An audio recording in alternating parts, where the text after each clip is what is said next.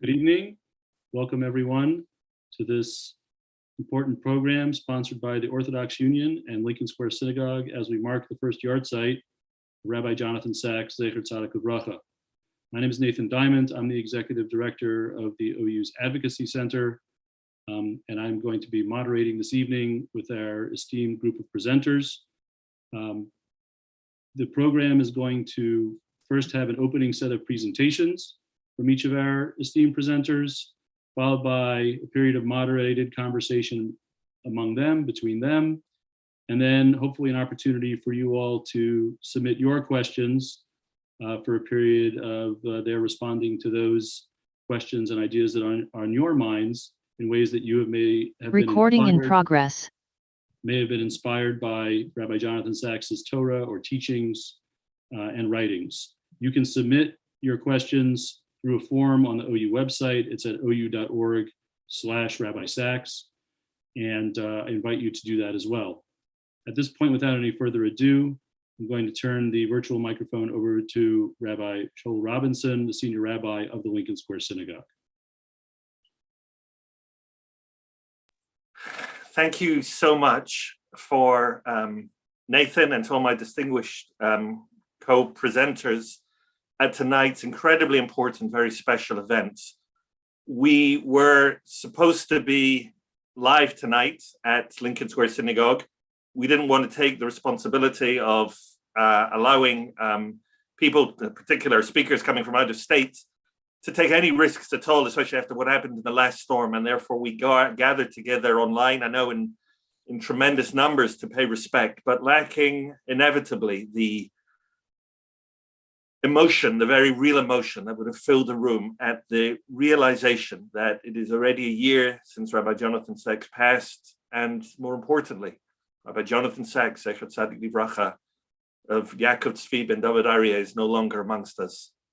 I want to start, before I begin my own remarks, by thanking and acknowledging all of our co-hosts tonight: Congregation of Shalom, Congregation of Tzedek, Congregation Ramat Ora, Congregation Sheretz Yisrael, the Karba Synagogue, Hudson Yard Synagogue, Kilat Yeshurun, Kemp Mill Synagogue in Maryland, Park East Synagogue, Kilat Reim Ahuvim, Westside Institutional Synagogue, Westside Jewish Center. We at Lincoln Square are honored to be joining with them, and of course the Orthodox Union, in order to be able to have tonight's extremely important event.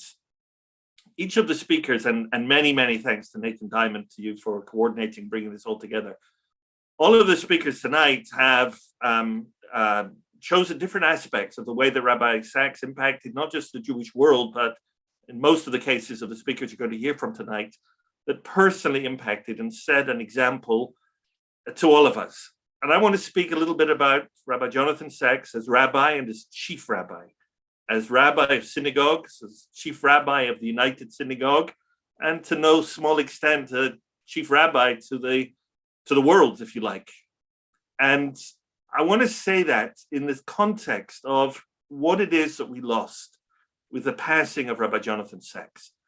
Rabbi Sacks filled a room, and it didn't make any difference whether it was an intimate gathering around a Shabbos table, or it was a synagogue packed to the rafters, or a lecture hall packed with thousands of people.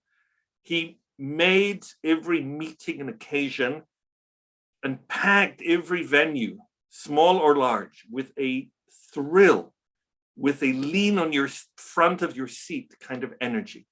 He was at the same time that rarest of things, a dazzling intellectual, a brilliant, brilliant human being who made the most profound ideas seem graspable, and he made everybody feel more intelligent and more capable, having had the opportunity of hearing him and being in the room with him.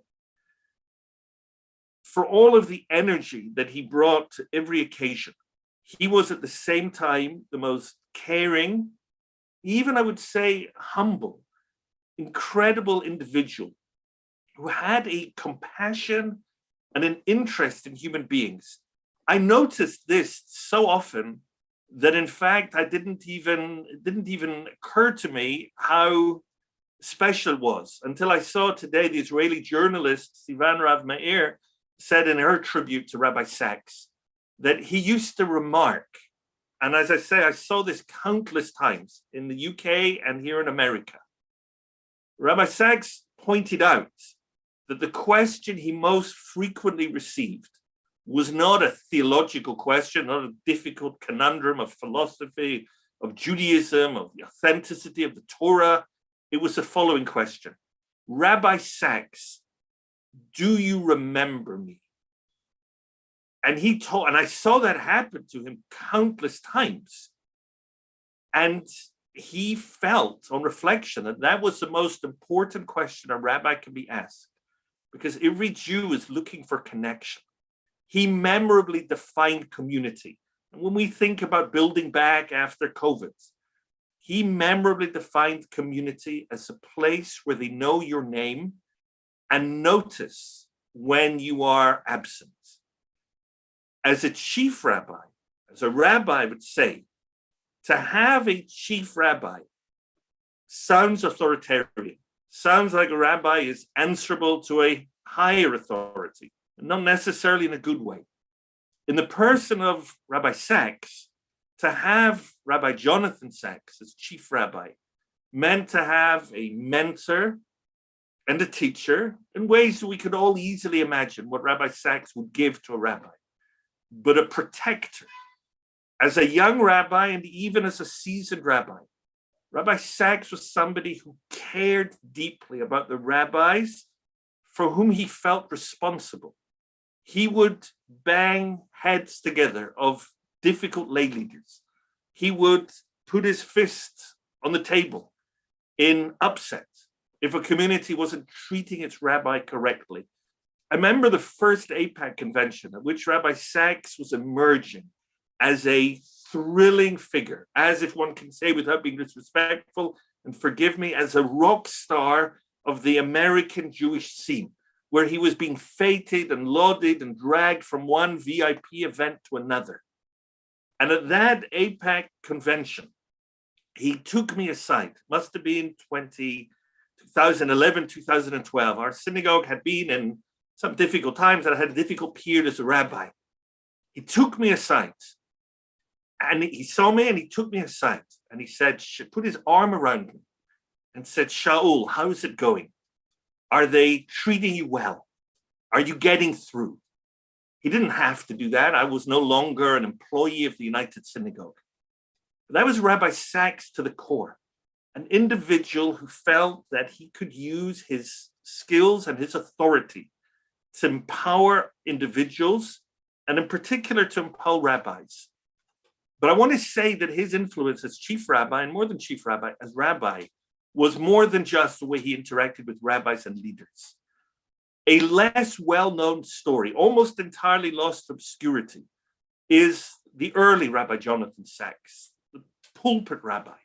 In the early 80s, when he became rabbi of the Golders Green Synagogue on Dunstan Road and Golders Green, when he reinvented, took what we would call a cathedral synagogue, invested it with energy, breathed life into it, created programs, adult education, retreats, conversations, book clubs, the kind of thing that nowadays seems standard for synagogue fare, but in its day was utterly, utterly revolutionary. Rabbi Sachs was an individual who saw limitless potential. And here's to my mind, and I want to conclude 2 minutes with what to me Rabbi Sachs stood for beyond, and we're going to hear more about the books that he wrote and the ideas that he transmitted. And there are people far better qualified than I am to talk about his intellectual mark and his mark on the Jewish community in the world of ideas. I want to speak about his influence in the world of the spirit. Rabbi Soloveitchik, Zecher Tzadik Livracha, of course, coined the phrase, he used the phrase, the lonely man of faith. Rabbi Jonathan Sachs, although as well as being a deeply private individual, was a person of infectious faith. He wanted shuls to be full of song and life and the vibrancy. If you ever heard Rabbi Sachs daven from the Amit, if you ever had the privilege, as I did on a handful of occasions, of sitting next to him in shul and davening was a searingly spiritual experience.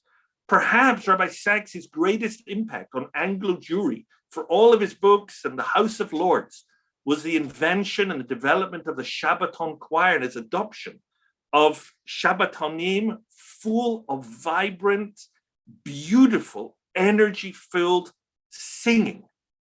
I've told this story before in our shul a number of occasions, but on one occasion when Rabbi Sachs came to Lincoln Square, we were walking down Broadway together, a few blocks. We got to the corner of 72nd Street. This was in the May 2010. He stops me at the corner and he said, Shaul, who's davening today? And I said, Chazan Goffin is davening. We just named our main minyan in Synagogue, the Chazan Sherwood Goffin Memorial Minyan. So he said to me, beautiful. And then he said, Shaul, how do we make the congregation sing? And I thought this was remarkable. He was going, as he knew, because people were passing us in the streets to get to shul in time. He knew he was going to be speaking to audiences of 600, 700, 800 people over the course of Shabbat. He wanted to know how we could get those 700 people not to listen to him, but to sing and daven. And if you had the privilege of knowing Rabbi Sachs, that is Rabbi Sachs through and through. And the last thing I will say is the trust that he placed, not just in rabbis, but in every individual. To me, one of his most profound teachings, and he said this famously at the Kinus Shluchim of Chabad a few years ago, when he spoke in praise of the Lubavitcher Rebbe. And he wrote about his own encounter with the Rebbe, who charged him, took interest, and turned him from a questioning intellectual student into a Jewish leader. And he wrote as follows. He was, speaking about the Rebbe, powerfully and passionately arguing me to get involved. Years later, looking back on that encounter, I summed it up by saying that good leaders create followers. Great leaders create leaders. That was the Rebbe's greatness. Not only did he lead, he was a source of leadership in others. And as we contemplate the mark Rabbi Jonathan Sachs, Zecher Tzadik Livracha, left not just on rabbis from whom I speak tonight, but on Jewish communities and on involved Jews on every continent and in every language, Rabbi Sachs was an individual who did more than woe and impress. He leaned in, he listened, he cared, he inspired, and he created leaders. Yeh Zichro Baruch. I'm going to hand back to Nathan to move the program forward. Thank you very much, Rabbi Robinson. Our next speaker is Dr. Erica Brown. She is the director of the Mayberg Center at George Washington University. She's also a prolific author and community educator. Perhaps in the spirit of what Rabbi Robinson just spoke about, was no doubt inspired to go down this path of being a real educator in the community because she was a student of Rabbi Jonathan Sacks's in the United Kingdom. Please turn the microphone over to Dr. Erica Brown. Thank you, Nathan. The death of Rabbi Sachs was a shattering loss for me of a remarkable and influential teacher. And I feel grateful that I'm able to share some thoughts with friends and be in the company of treasured colleagues. Do you know what it was like to have Rabbi Sachs as a teacher? So to understand, we're going to travel back in time to learn what he thought was an ideal student. In November of 1988, Rabbi Sachs was not yet the chief rabbi, a position he held from 1991 until 2013. Then he became informally the chief rabbi of English-speaking Jewry. In the years running up to his appointment, he was busy laying the groundwork for what he would call a decade of Jewish renewal for the Jews of Great Britain. A chief concern of his was education. And that November, he wrote a paper, still unpublished, entitled Profile of an Educated Jew. There he outlined what he called in his subtitle, an educational philosophy for a new Jewish secondary school. While he doesn't say so explicitly, he was, no doubt, influenced by a philosopher cited throughout Rabbi Sachs's works, Alistair MacIntyre, who in 1985 wrote an essay entitled The Idea of an educated public. The important essay and its ideas, which would punctuate much of MacIntyre's writings on morality, was that the only way to emerge out of what he called the moral crisis of modern life was to create an educated public, a notion developed during the Scottish Enlightenment. One cannot assume that people will feel responsible to society simply by virtue of being born. This requires countercultural commitments and a strategy. While MacIntyre did not quote Yeshayahu, Isaiah, in support of his program, I Will, learn to do good, devote yourself to justice, aid the wrong, uphold the rights of the orphan, defend the cause of the widow, limdu hetev, goodness and justice can be taught, and they must. Those were the years when a new school named after Chief Rabbi Jacobitz of blessed memory, Emmanuel College, was in abstract formation. Imagine for a moment the opportunity to create a brand new Jewish day school, and imagine having Rabbi Sacks as its spiritual and moral architect. And so Rabbi Sacks, ever the strategist, started with the end product, if you will, the ideal graduate, Sof Maseh b'machshava tchila. He writes in this paper, and I quote, fix firmly in mind some models of the kind of children you'd like to produce, explore the educational system that produced them, and try to replicate its key elements in a Jewish context. He identified 4 key elements, which I believe describe not only his school, but the kind of Jew Rabbi Sacks believed would harness, elevate, and transform the future of Judaism. These 4 abstract principles demonstrate from his early writings the durability of his educational aspirations. Number 1, and these are his words, a commitment to hard work, intellectual achievement, honesty, and integrity. 2, a mature Jewish identity, together with an understanding of the depth of knowledge an intelligent Jewish identity requires. Number 3, a sense of Jewish responsibility. Number 4, a mature sense of the necessary interaction between Jew and non-Jew, and between religious Jew and non-religious Jew. As you can see, Rabbi Sacks was deeply concerned about a secular culture that saw history as just a series of random events and human responses, and an orthodoxy that was sectarian and closed-minded. He wanted to prepare the next generation to have a sophisticated education like his own. As he wrote, the best Jewish thinkers have consistently been those who were well-grounded in secular disciplines. And when it came to Jewish studies, he wanted students to enjoy, and I quote, intensive Bible study, medieval Jewish poetry, Hasidic tales, contemporary Jewish writing, Agnon, Wiesel, Bashevis Singer, Jewish thought and Jewish history that taught the Enlightenment, emancipation, Zionism, and the Holocaust. He wanted to attract the best and the brightest and prepare them to be leaders. As he describes the school in his conclusion, it will unashamedly aim at creating leaders in all spheres of contemporary life, individuals whose sense of Jewish responsibility is deep and broad, encompassing an identification with the Jewish people in its totality, Jewish history in its diversity, and with the state of Israel in its centrality. Is this not a description of Rabbi Sacks himself? I had the great good fortune of living in London from 1988 to 1990, when I had a front row seat to watch this brilliant scholar become an even more brilliant Jewish public servant. I watched a master strategist at work, only 5 minutes in his presence, and it was clear he could have done anything with his intelligence and his eloquence, and he decided to give it all to us, the Jewish people. I've always been an Anglophile. I started drinking tea with milk when I was 10 years old. I love British novelists and artists. I love British movies, and not surprisingly, fell in love with a Brit who brought me to London. I gave up the Stern cafeteria for the Jews College refectory. I now lived in a flat, not an apartment. I had a fringe instead of bangs, checked the bonnet of the car, and then put things in the boot. But I did not know how to drive. And frankly, I was actually afraid to cross the road. So I spent most days at Jews College, part of the vast network of University of London schools, where Jonathan Sacks was its principal. We lived on Victoria Road, the college was on Albert Road, and only a few minutes round the bend.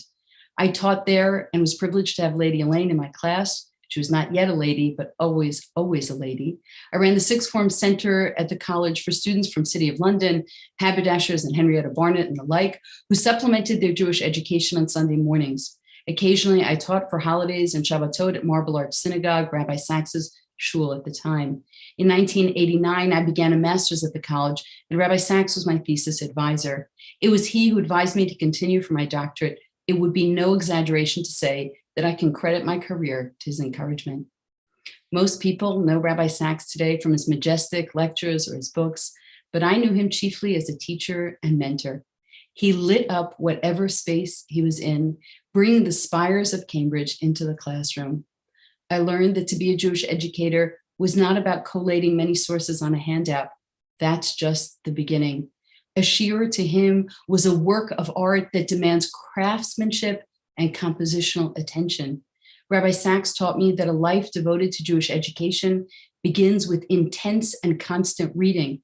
To see him in his garden shed in Golders Green, surrounded by piles of books, the latest in philosophy and history, sociology and demography, was to see his brain at work. He taught me that a life of Torah influence involves constant writing and also constant engagement with the public. He taught me that to be a Jewish leader is to be a dealer in hope, because there are so many critics out there. We don't need another one. We need optimists, and Rabbi Sachs really was our optimist in chief. Later, I followed his career from afar, always trying to attend his public talks when he was on this side of the pond.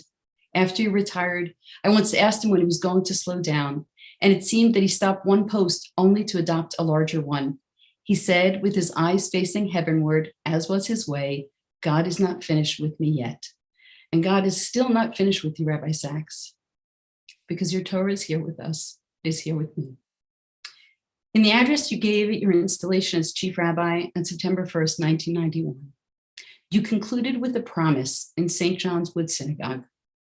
You said, I will make mistakes, but I will learn from them. I will have failures, but I will try again. Another way, another time. But I will never give up or relax or despair. You never mentioned your successes, and they were so many. And you kept your word. You never gave up, you never relaxed, and most importantly, you never despaired. And to honor you and your legacy, we must all do the same.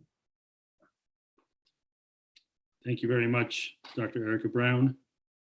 Our next presenter is a professor of Jewish history and Jewish thought at Yeshiva University, also a longtime rabbi of our host Upper West Side community at the Jewish Center, Rabbi Jacob J. Schacter.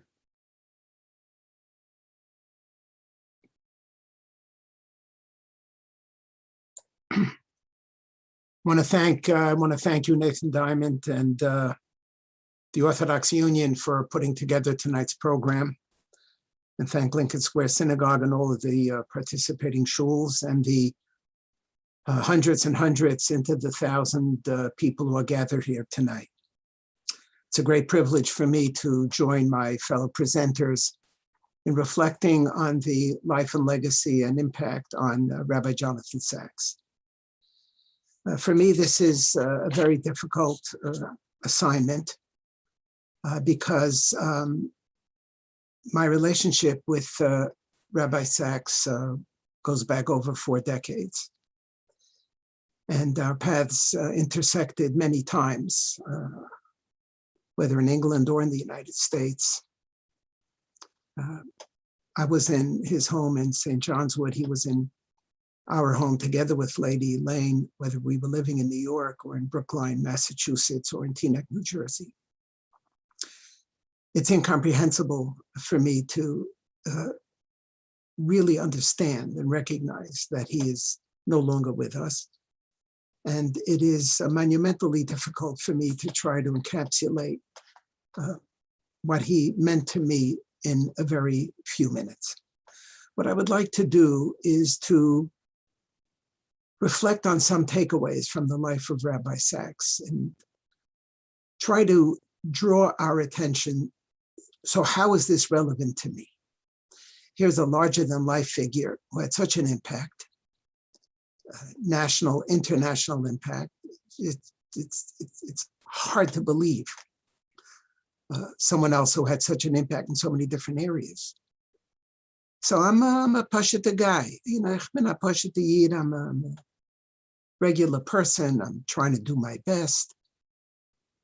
what do I take away from his life that I could internalize? And I'd like to draw our attention to a few concepts. Number one, what I learned from Jonathan Sacks is the difference that one person can make. You see, we always wonder, I'm only one person, so can I really make a difference? Yeah, I can make a little bit of a difference, hopefully in my family, maybe with myself, maybe a little bit with my community, but what difference can one person make? And he taught us that one person can make a tremendous difference. You know, the Gemara tells us that Rabbi was Machayev the Ashirim and Hillel was Machayev the Aniyim. Rabbi Sacks obligates us to contemplate what difference can we make? And we're not going to have a writ large impact. But you see, one person can make a difference. And I think it's worthwhile for us to think about the differences that we can make in our ways. And I think we will conclude, if we're honest and if we focus, that there are many ways that we could have an impact. Second point I want to make is, and this I saw firsthand, is that Rabbi Sacks was a mavakesh. Mavakesh means he was a seeker. He was born into a traditional home, not very much interested in traditional Jewish studies, wanted to be a philosopher, went to Cambridge and felt something was missing, and he began a lifelong journey to seek and find it. Came to the United States. The Lubavitcher Rebbe, Rabbi Robinson mentioned, came to speak with Dr. Norman Lamb, came to speak with Rabbi Joseph B. Soloveitchik, and that changed his life. And he thought and he sought always. Pasuk tells us about Yisro, that Ati Yadati Ki Gadol Hashem Mikol Elokim. Now I know, says the Torah. Now I know that Yisro says that God is the greatest. So Rashi says, Malamed Shahaya Makir B'chol Avodah Zarah Sheba'olam Shelo Hiniach Avodah Zarah Shelo Avodah. Now I know that God is great. How do I know? Because I did a market research. I did every single Avodah Zarah I went. I looked everywhere. I worshiped every single idol. So I know of what I speak. Now I know God is the God. I have a comparative study. And for my whole life, I used to think that was a kitru, that was inappropriate. Is this appropriate to say that his whole life he's an inveterate idolater? But then I began to realize that that's really all he knew. He only knew idol worship. And he wasn't satisfied with what he knew. He kept on looking. He kept on looking. And now I know that God is the greatest. He went from idol to idol, searching a meaningful experience. And we're not going to go to idols. That's not our world, chas v'shalom. But our world is to seek. When he would come into our home, he'd go straight to the bookcase. I couldn't talk to him for the first hour or 2 hours. He went to the bookcase and he's scouring the bookcase. Maybe there's a book I haven't seen yet because I'm so busy. Here in America, things come out before I get them over there on the other side.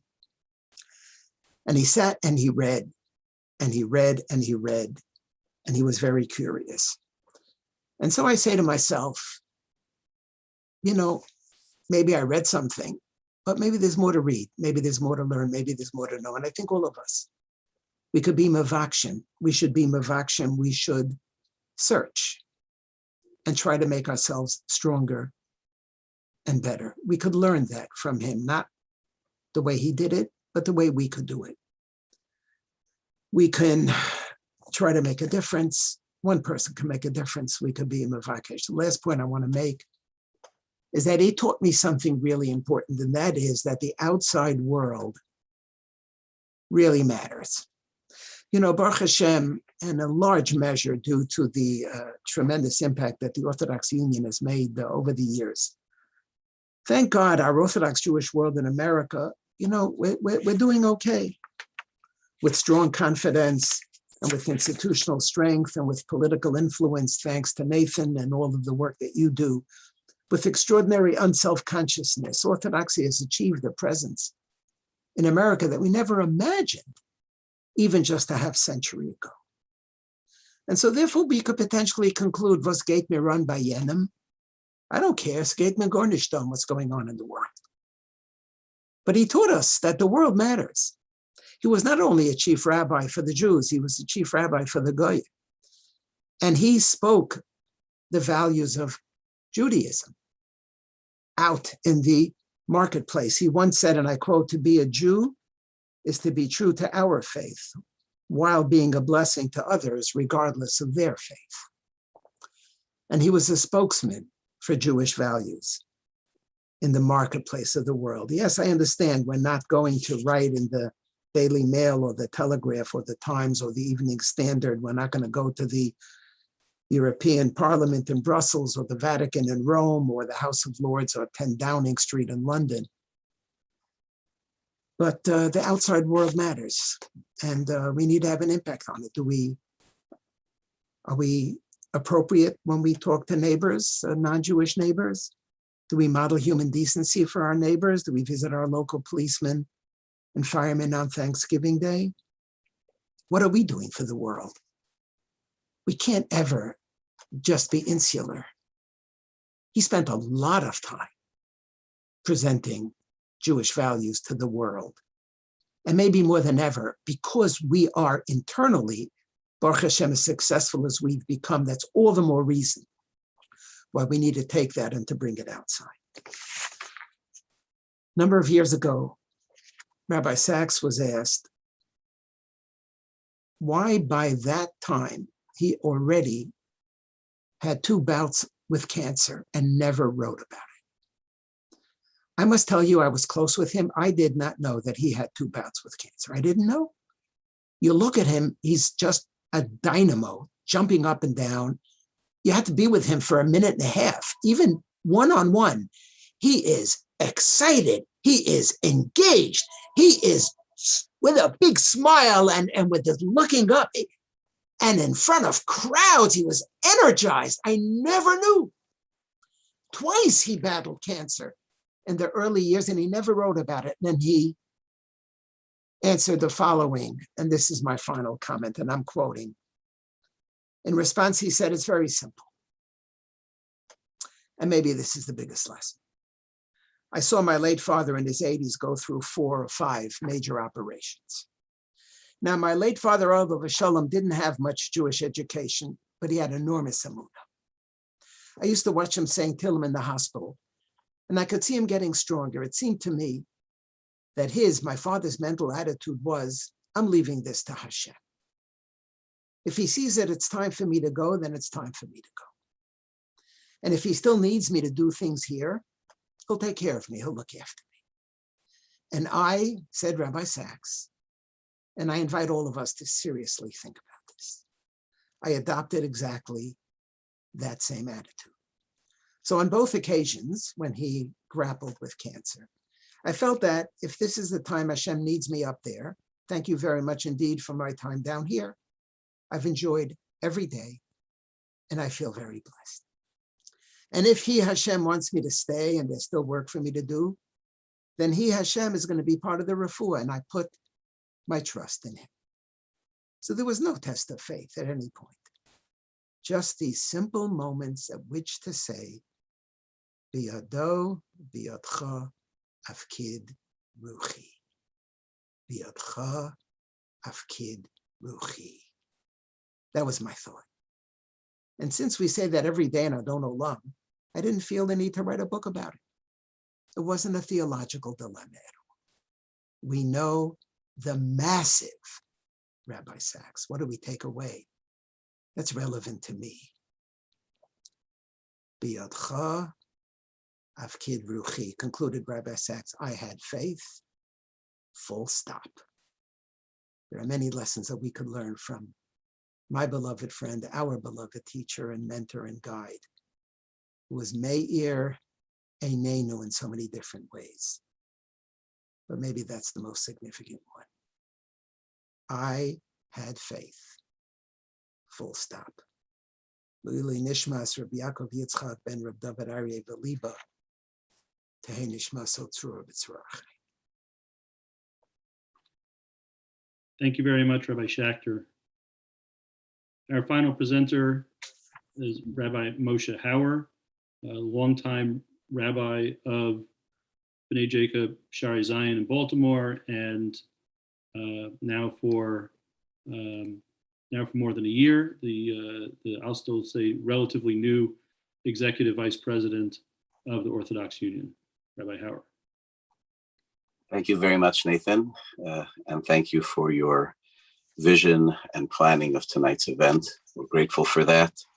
Express gratitude to our co-host, Rabbi Robinson, and the Lincoln Square Synagogue, and special gratitude as well to Dr. Brown and to Rabbi Schacter for all the beautiful presentations. My speaking here tonight is to represent the many of us who never had a chance to really get to know the personal Rabbi Sacks. My colleagues and co-presenters here all spoke of their deep and lengthy personal relationships which they had with Rabbi Sacks, the person. I also feel I had a long relationship with him, although if I recall correctly, I was only with him in a room once.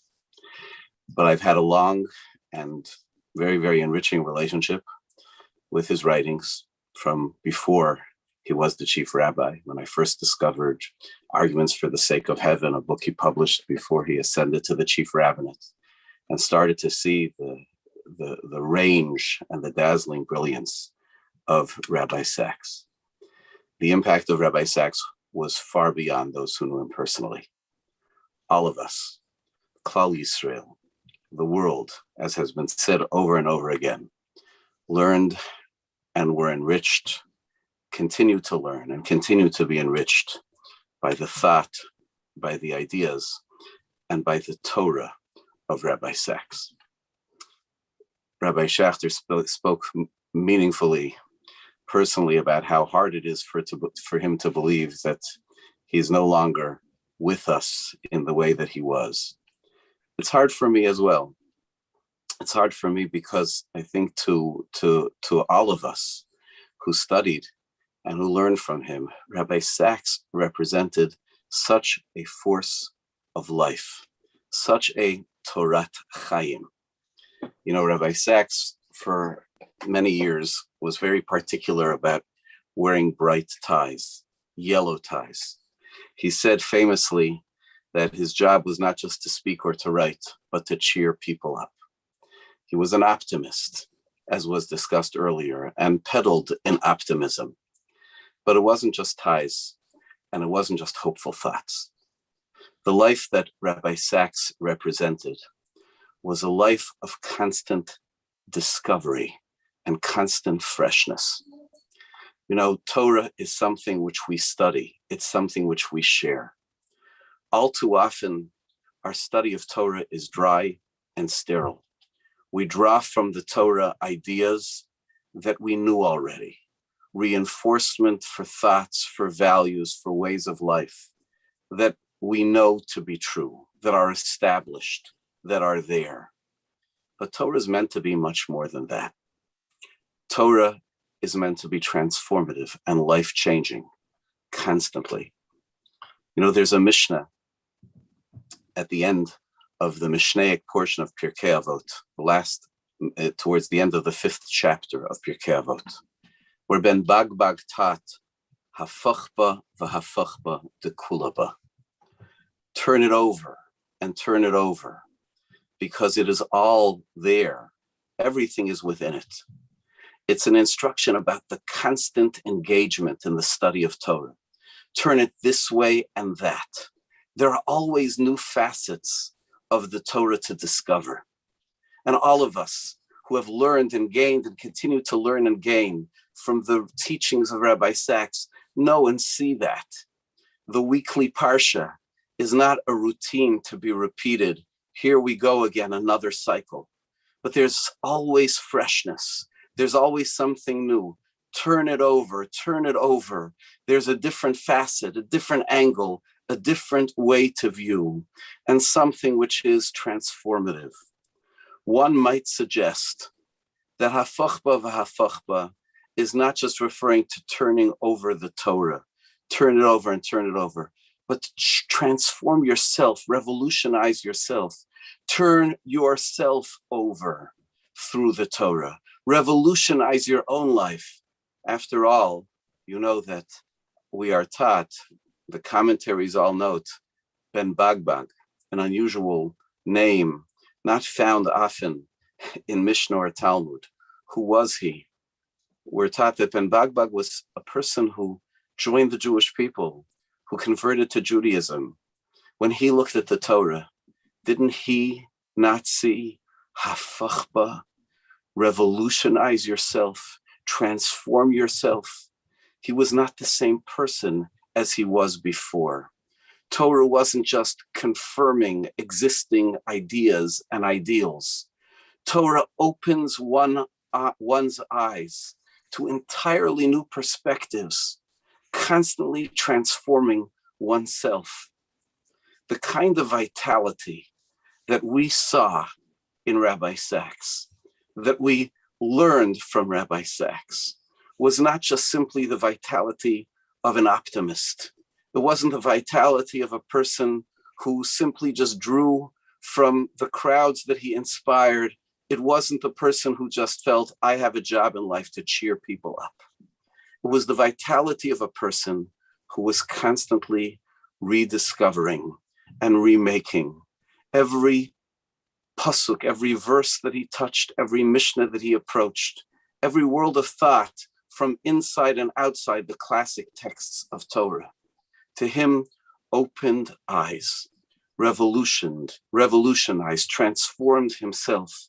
He was ever young because he was always learning himself anew. You know that there's a prayer, a tefillah, the tefillah of Rav Nechunya ben Hakana. Rav Nechunya ben Hakana taught, it's cited in the Mishnah in Brachot, that before one enters the house of study, there's a tefillah ketzara, a brief prayer to say. And the Talmud explains, the Talmud describes how he would pray, how he prayed, Shelo Omer al Tomei Tohar val Tohar Tomei. He said, I'm going to study the Torah. I want to be clear. I want to be correct. I don't want to make mistakes. I don't want to misinterpret. It was a prayer of caution. The Magen Avram, in his glosses to the Shulchan Aruch, cites the Arizal, the great Kabbalist, the Arizal, who added to the prayer of Rav Nechunya ben Hakana. He added two verses. One that said, Ki Hashem yitain chachma mipiv dat utfuna. For God grants us from his mouth, so to speak, wisdom, knowledge, and understanding. And then he added the verse from the 119th Psalm from Kuf Yotes, Gal einai v'abita niflaot mitoratecha. Open my eyes so that I may see wonders through your Torah. That's a prayer to say before we study. And that prayer has been said over and over again in the hundreds of years since the Arizal appended it to the prayer before learning. Gal einai v'abita niflaot mitoratecha. Open my eyes so that may I see the wonders of your Torah. For all of us, in a great sense, Rabbi Sacks was a critical part of God's answer to those prayers. He opened our eyes. He opened our eyes to the wonders of Torah. He allowed us as well to somehow draw on that force of being forever young. Hafachba v'hafachba. Constantly changing ourselves with the insights that the Torah grants us, the Torah that he taught us has given us the greatest of gifts. Yehi zichro baruch. Thank you very much, Rabbi Hauer. We're going to now have try to have some discussion between or amongst the panelists, the presenters. I'd like to kick it off, if I may, by taking a piece of Rabbi Schachter's theme and turning it into a question for Rabbi Robinson and Dr. Brown.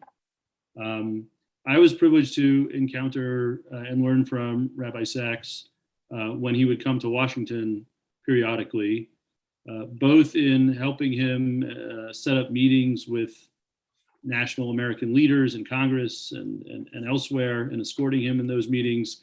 And at the same time, he was very happy to spend Shabbos in our shul in Silver Spring. And within a matter of literally less than 24 hours, I would get to see Rabbi Sachs engage with senators or other members of Congress and policymakers on global issues, and engage the world on the big ideas. And on more than one occasion, be the guest rabbi or scholar in residence at our shul at KMS. And there happened to be a bar or a bat mitzvah on that Shabbat. And of course, Rabbi Sachs spoke to the standing room only main shul with people in rapt attention. But I got to also watch him spend time pulling the bar bat mitzvah young person aside and having a conversation with them one-on-one and making them feel like they were the center of the world. And what that makes me think about, and I want to turn to Rabbi Robinson first and then Dr. Brown as a question in terms of, they recounted their early experiences with him, being mentored by him and educational him. That seems like, to have that breadth and to have that scope and to the agility, if you will, to go from one sphere of activity, as you said, chief rabbi to the world, to the English-speaking world, and to go and swing again within a day to being a very caring and direct, engaged person with a young Jewish teen, is just a tremendous challenge for anybody. And I wonder if you could recall or recount perhaps something more that you saw in your early days with him, that could be instructive for us, as Rabbi Schacter put it, a takeaway for us in how we can try to think about juggling or moving from one sphere to another, whether it's in those interpersonal relationships or for different realms of intellectual endeavors. So Rabbi Robinson, why don't I turn to you first for that, and then to Dr. Brown. Well, I'm very much looking forward to hear what Dr. Brown has to say, and I want to thank all my co-panelists, I guess, co-presenters, honored guests for their moving talks. And I want to get right into it, although I actually must say I teared up in absolutely everybody's response, and I'll say later why I teared up when Rabbi Hauer was speaking. But I will say, to answer your question, you're correct. I think Rabbi Sachs was, in a very Maimonidean way, a chacham, in the sense that there was a no gap, or the smallest gap, between acquired knowledge and character traits and behavior. What I mean by that is that there's no doubt about what you said, Nathan, is 100% correct. And I recounted my own experiences of that as well. At the APAC crowd, he would take me aside despite everything else going on. But it was learned. It was learned behavior. And it was important to him because he had come to understand how important it was. And why do I say that? Because a year ago during the Shiva, we had at Lincoln Square our own online presentation, and a dear friend of the Sachses and dear friend of mine, Paul Shaviv, spoke. And he spoke about the very early Jonathan Sachs, Cambridge student, the rabbi, the very early years of his career, who was shy. And when Dr. Brown spoke before, when he quoted, "If I make mistakes, if I have failures, I will try again." We have no idea how true that was. Rabbi Sachs was, in his earliest years, before I knew him, tongue-tied, self-aware, self-conscious, intellectual, who didn't really know how to speak to people, relate to people. And here's the genius. And this, if anything, is Mechayev, as Rabbi Shalom, this is, he learned. He learned how to do it. He learned how important it was, and he did it brilliantly. And that really does inspire. If we can all leave here saying, Rabbi Sachs was this genius of insight, of gifted, born with these incredible, charismatic, interpersonal skills. But the amazing thing was that he wasn't. And as much as he developed intellectually, he developed humanly as well. And that, to me, is one of the most important and in fact crushing facts about his life and his passing. And over to Dr. Brown. Yeah, I think many of us know him from his later years, where Prince Charles gave such a moving testimony to their friendship. Rabbi Tony Blair called him his rabbi, and I think we tend to associate him with people like that because he was very aristocratic in his bearing. But in actual fact, it was such a pleasure to watch him with students. That was, for me, that's what I got to see because I ran the Sixth Form Center. And when a student, occasionally he would pop in, when a student had an issue and was speaking to me about it, very often I would say, would you talk to Rabbi Sachs about it? And I could talk to Rabbi Sachs. And I said, it would be his pleasure. And I remember setting up meetings and you could see the impact that this had on someone's life. And I can mention one person in specific, and that's Rabbi Alex Israel, who was one of those students who really built a career in the rabbinate and Jewish education. I think in large part because, like me, he saw, as Rabbi Hauer said so beautifully, his vitality. And what I mean by vitality is he was attracted to the freshness of people coming to the Torah as children, right? And watching him with children was actually quite joyful. Watching him with his grandchildren, very joyful. We saw a different side of him. He would very often go to Jewish societies, what we would call Hillels in American campuses, and he saw that as the bread and butter of his work. I remember several Shabbatonim where he and I taught in Bournemouth, which English people think is a resort town. We could discuss that later. It's raining all day there. It's not a resort, but I remember, how much pleasure he would take working with students. In fact, we actually got stuck in a traffic jam on the way home, so it took us 5 hours. It was Elliot Sachs, Jonathan Sachs, myself, and another colleague. And let me just say, there was nothing I could contribute to the conversation in that car. I just had to open the window so I could breathe a little bit. There was something about his esotericism, as you pointed out, Nathan, but his capacity to understand that if there's going to be a Jewish future, it's because we inspire young people. So don't spend all of your time with the quote unquote important people. The important people are always the children. Thank you, Dr. Brown. Rabbi Hauer, you focused very much on his what I'll call his chiddush attitude, I would call it, towards Torah, and constantly being finding new vistas, even in the weekly parsha, so to speak, which teaching us that it's not something to be taken for granted. I was wondering if you could expand on your perspective from your as you said, you were not directly engaged with him, but if you could expand from your perspective on what, especially in your career of decades as a shul rabbi, of what you took from his teachings and writings and were brought to your Kehillah in Baltimore with regard to, again, what I'm borrowing from Rabbi Schacter, what Rabbi Schacter talked about as engagement with the world and how the broader world beyond the precincts of orthodoxy matters. Thank you for the question, Nathan. I think that all of us saw, I think the point that Rabbi Schacter made about how the world matters, how Rabbi Sachs taught us that and showed us that and demonstrated it in such an outstanding way, it was certainly a piece of his legacy, which became the context of Rabbi Sachs for the world. In a certain sense, I think that all of us just watched as Rabbi Sachs made his way through the upper echelons of the intellectual world, of the worlds of government, of the worlds of thought leadership in the world as a whole.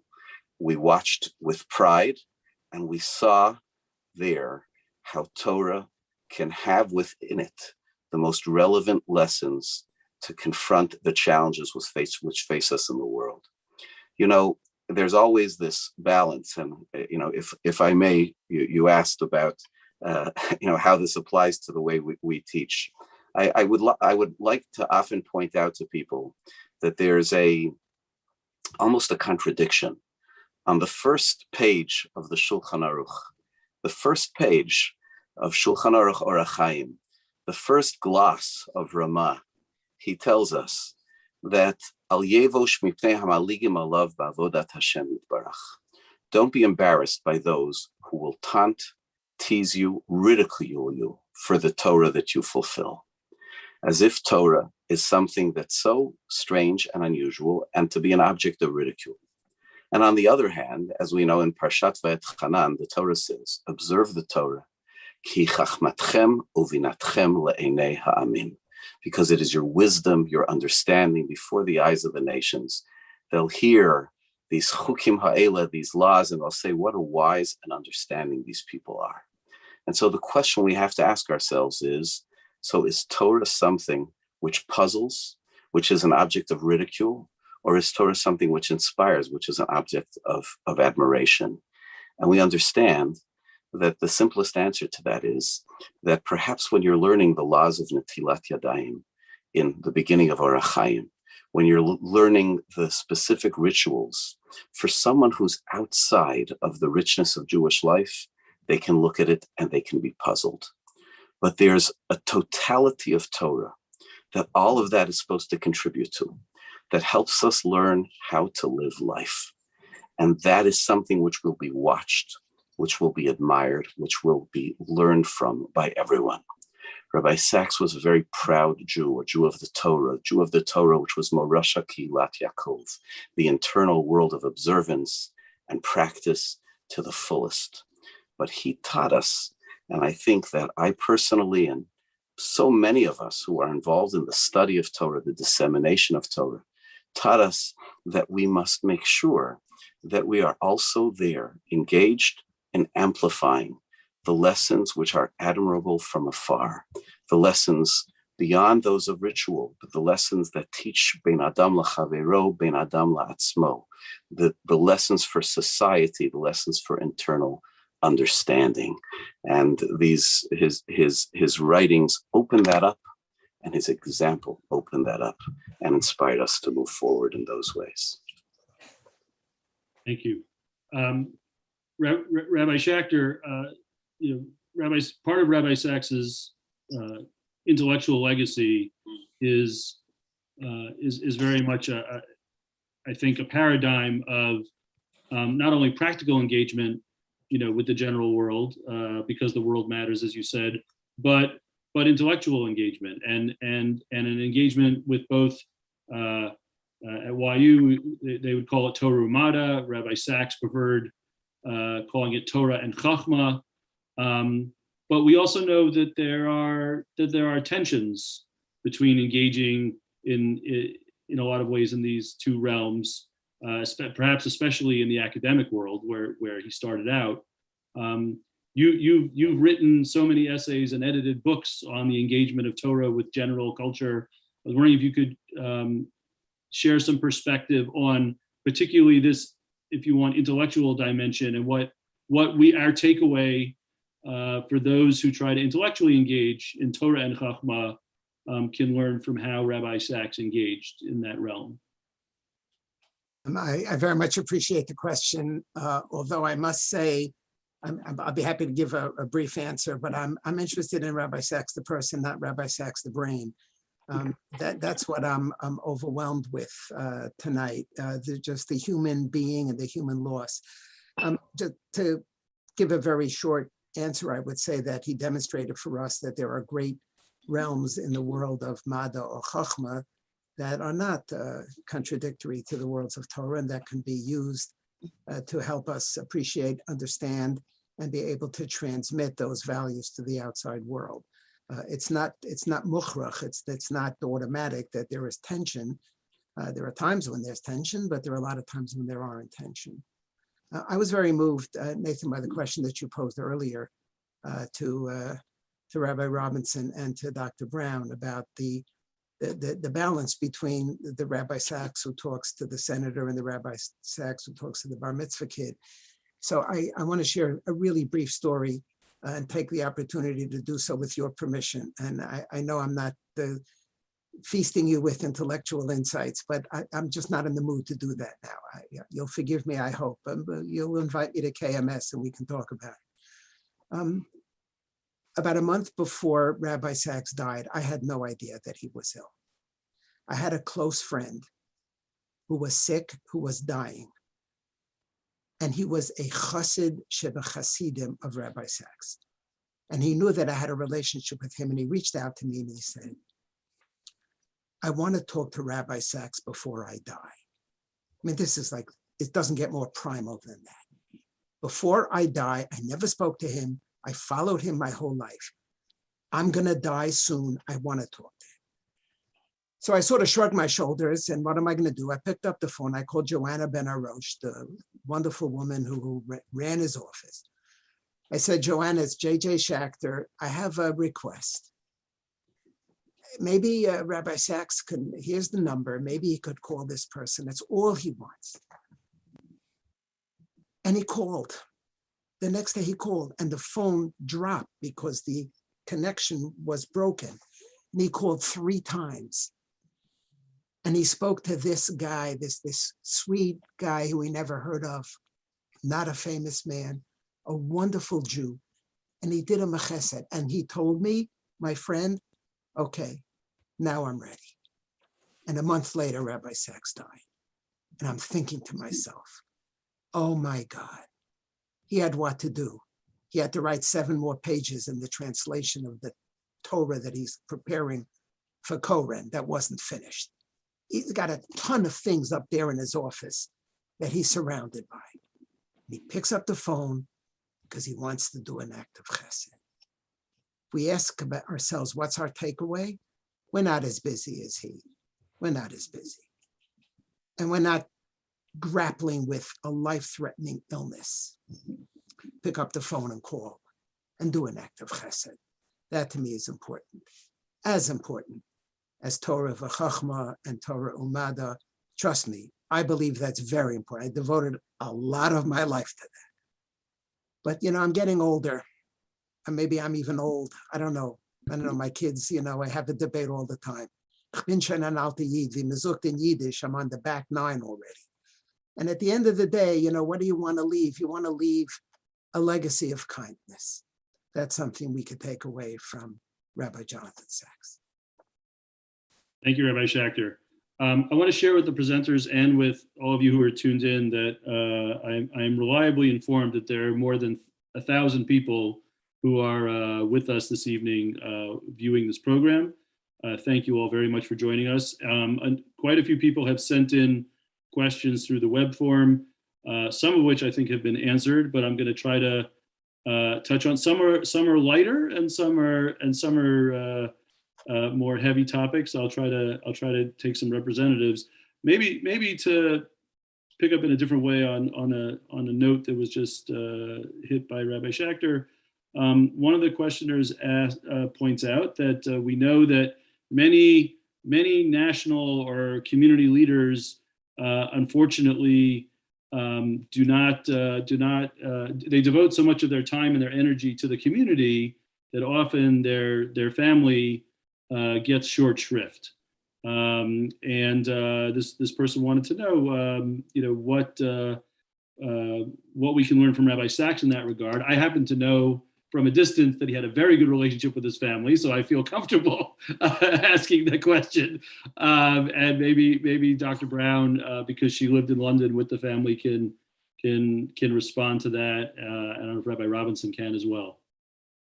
I don't want to. I don't want to make out as if I had, front row access in his living room. And, he obviously had a close relationship with his family. I think actually you can see that because he brought up the issue of marriage and family so often in his talks, very, very often in his talks. I think that for him was part of the covenantal relationship, the basis, the foundation of the covenantal relationship, which he spoke about. One of the ways that they figure out what Rabbi Sacks thinks about a lot is you take, one of his books and then you look in the index and, you'll find Maimonides next to Mick Jagger. I mean, it's always an interesting combination, but there's certain things that come up again and again.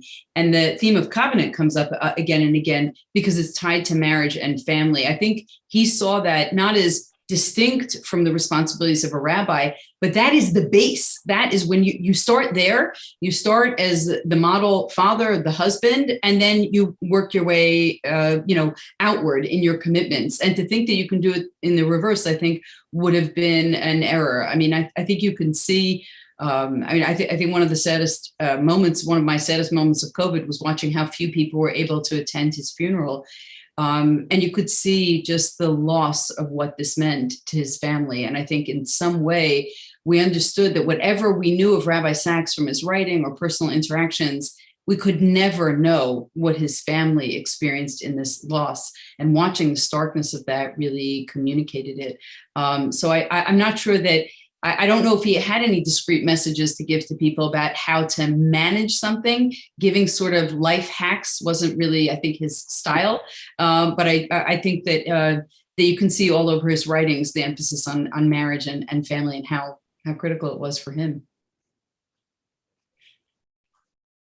Rabbi Robinson, did you want to add anything there? Look, it's a great question, and something, famously he wrote a lot about marriage, and because he would travel so often with Lady Elaine Sacks, when the world could see, and he wrote some beautiful books and addressed them to Elaine, and in that Celebrating Life book, which was columns of the Times, he would often speak about her, and it was very, very beautiful. I just recalled an incident, actually, and it's maybe appropriate that we had to cancel our event tonight because of the rain. One time, Rabbi Sacks spoke at our shul at Lincoln Square because a blizzard had made him cancel an event elsewhere. But he actually spoke in our shul once, and there was an Icelandic volcanic ash, which meant that he was basically stranded in the Upper West Side of Manhattan for about a week. And I actually learned that he had a grandchild before he did, because Josh, his son in London, called him Motzi Shabbos. He had no idea where his father was, and they needed to tell the news that he had a baby. So, I felt just happy to be part of that very private moment in their life. But I will say, and I think, and Rabbi Hauer mentioned the book Arguments for the Sake of Heaven, and I know that some of the books were changed, the titles were changed, just like Harry Potter and the Philosopher's Stone became the Sorcerer's Stone in America, because, as Erica said, two people divided by, the same language, a different language. So if it's the same book, the book in England called Traditional Alternatives, which opens with the vignette of people around a family table, all different kind of Jews, all one family, that's it. And in many ways, that was Rabbi Sacks' life. He was the chief rabbi, was put in the position, and what he privately thought about it, and one can, I think, easily speculate about not going to Limud conference, whose daughter and son-in-law were leading lights in Limud. Another daughter-in-law, I can say a landsman from Glasgow, Scotland, the place where Joe Biden needs to be careful when he goes. It's not an easy place.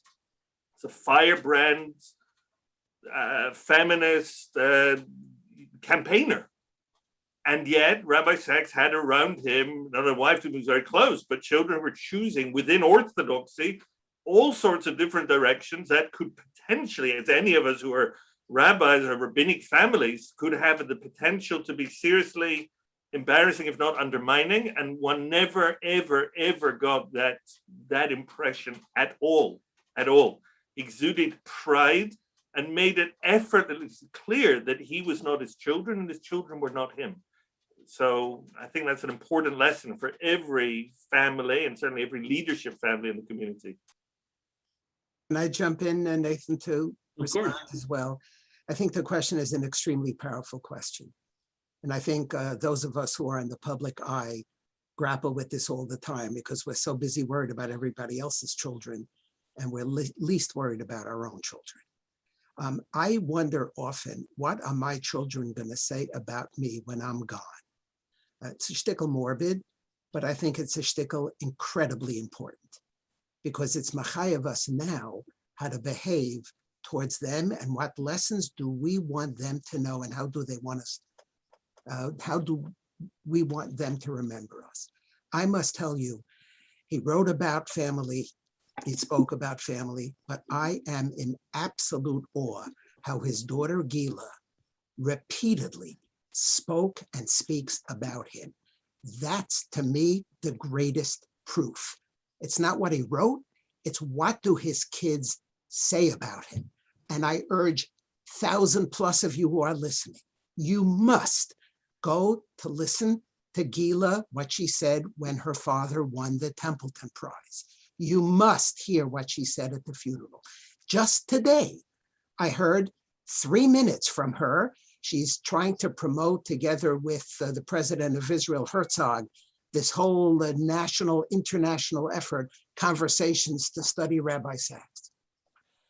Halavai, our children, should speak about us with that level of passion, caring, affection, and love. This, to me, is the most powerful example.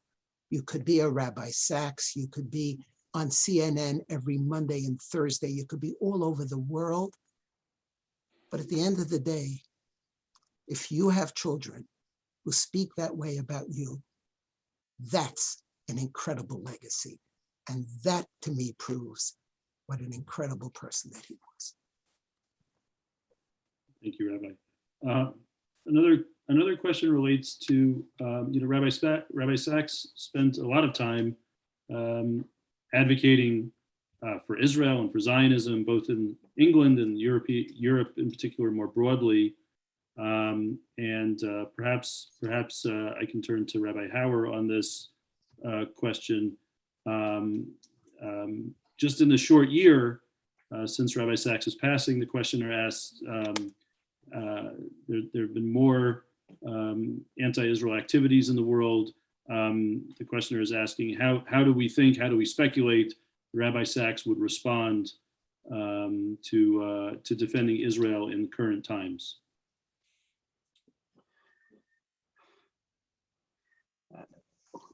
I think one of the last major, someone can correct me, please, if I'm wrong, but Jeremy Corbyn's campaign for the leadership of the Labour Party in England. He had the leadership of the Labour Party in England for the prime ministership in England. Was a very unsettling experience, not only for the Jewish community of England, of Great Britain, but for the Jewish community of the world, for all of us here in America. We saw the acceptability in public discourse of a level of open anti-Semitism that I think many of us did not imagine would be able to emerge. Rabbi Sacks spoke very, very strongly, very sharply, and very clearly at that time. He published in I don't remember which paper, but in one of the major papers of England, a strong expression of disdain for Jeremy Corbyn, for what he stood for, and he did not squander the significance of his voice, which could sometimes, it's nice to use one's voice to speak about elegant subjects, to speak about matters that of family and of values, which are hard to argue with. To take a position of that kind and to stand up at a time like that, at a time which is not just a time like that, but a time like this, was truly a voice of leadership. I can't surmise, I don't know if any of us can surmise exactly what Rabbi Sacks would have said, but all of us understand that he used his voice to stand up for Klal Yisrael at a time when that voice was needed, and that voice continues to be needed. I think it's one of the stellar examples of Rabbi Sacks' public diplomacy, or his public action, his public voice. Nathan, I just want to jump in. I think one of the only times I ever saw him really sort of angry and disjointed was when he spoke about the rise of European anti-Semitism. In fact, I know that I was an event that you organized here in Washington, D.C., and you could see how troubled he was. He talked about Am levadad yishkon. What does it mean to live alone? And to Rabbi Schachter's point earlier, I think part of his investment in the non-Jewish community was to say, we can't be alone in this fight against anti-Semitism. And if I have friends, if I invest in you, then you will invest in us. And you will understand that we can't, anti-Semitism is not ours to fight. You don't ask the victim to engage in the fight. You ask your friends to engage in the fight who have voice and who have power, perhaps a power that you don't have. And I think that enabled him, Rabbi Hauer, to be able to write what he did, because he had the Archbishop of Canterbury, and he had Tony Blair as a friend. These were people he invested in, and he understood the way in which they may form protective bonds. But I would say, I think that was the only time I saw him truly distressed, was when he wrote about anti-Semitism and he began to experience a rise of anti-Semitism in Europe that I think he couldn't have foreseen. None of us could have foreseen. Thank you. This concludes this portion of the program, and we're very grateful for the insightful and heartfelt presentations each of our distinguished presenters shared with us. I'm going to turn it back to Rabbi Robinson to close out the program together with the Chazan from the Lincoln Square Synagogue. Rabbi Robinson. Thank you all very much, and thank you again to Nathan Diamond. Thank you to all my esteemed co-presenters who are here. I know Chazan is somewhere on the Zoom. Hopefully he can be revealed to us, because he's going to do the Kamali Rachamim. Should be here. But I want to say that just to really thank everybody for their participation. And there is even virtually a sense of the most profound loss. He had so much left to give. His death, his passing was a tragedy. We mourn, and we lost during COVID so many people who had made impacts, and we can't even begin to list them. One can certainly say about the passing of Rabbi Sacks was that it was a tragedy, in the sense that every time, as Rabbi Hauer said, Gal Einai ve'avita niflo b'toratecha, every time he opened the parsha, every crisis that the world will be deprived, impoverished by not having Rabbi Sacks to explain, to reassure, to educate, to inspire, and to show us what the Torah has to say and how it challenges us. So the loss is unfathomable and profound. And we all know, tragically, that Rabbi Sacks is not born every year. And he was a world-changing and a world-class scholar, intellectual, rabbi, Jew, whose loss is so incredibly profound. And we will do our best to remember, to emulate, to continue studying, and to continue telling the story of Rabbi Jonathan Sacks, world transforming in every sense. Now I'm going to pass over to our dear Chazan Yaakov Lemmer, who will recite the Kamali Rachamim for him. El Mole Rachamim Shochen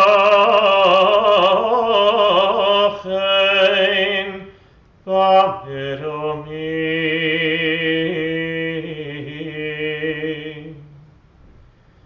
Hamitzei Menucha Nechona Kanefei Ashchina V'malos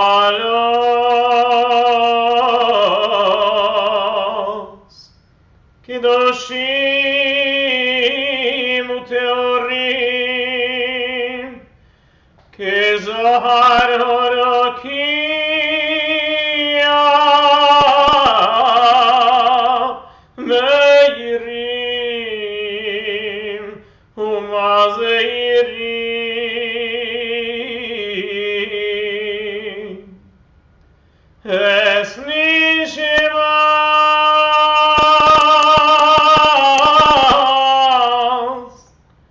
Moreinu Rabbi Yaakov Tzvi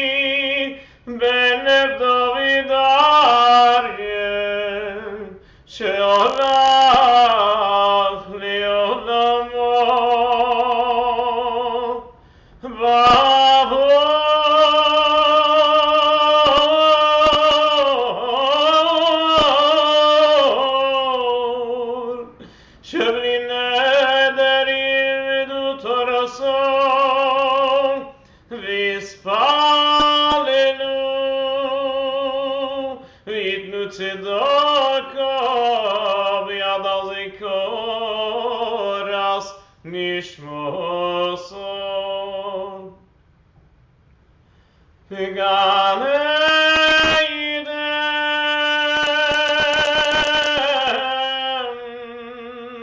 תרימנו חוסו לכן בעל הרחמים יסתירהו בסייסר כנפיו לעולמים ויצרור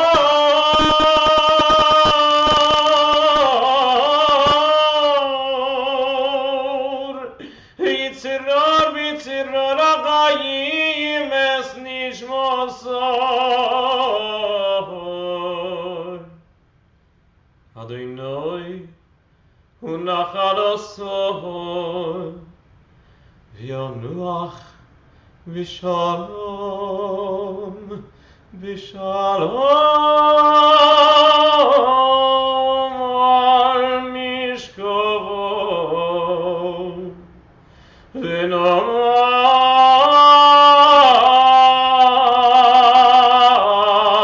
אמן.